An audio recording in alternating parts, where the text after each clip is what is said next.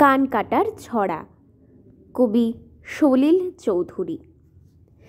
কানপুরেতে একানরের মস্ত বড় মকান, হরেক রকম কানের শেথা কানোহারি দোকান।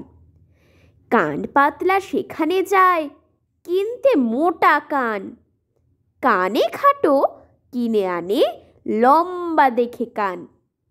কানা ঘুষো যা কিছু হয়, যত কানাকানি, সব কিছু সেই একানরে করেছে আমদানি।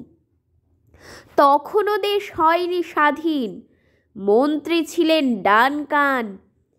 একবার কানপুরে এলেন কিনতে তার বাঁ কান।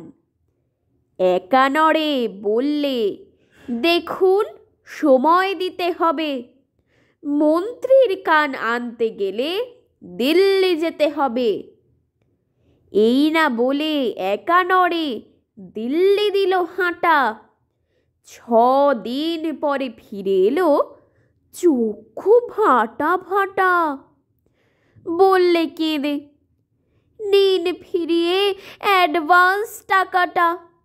দিল্লি গিয়ে দেখি ওদের সবার 2 কান কাটা।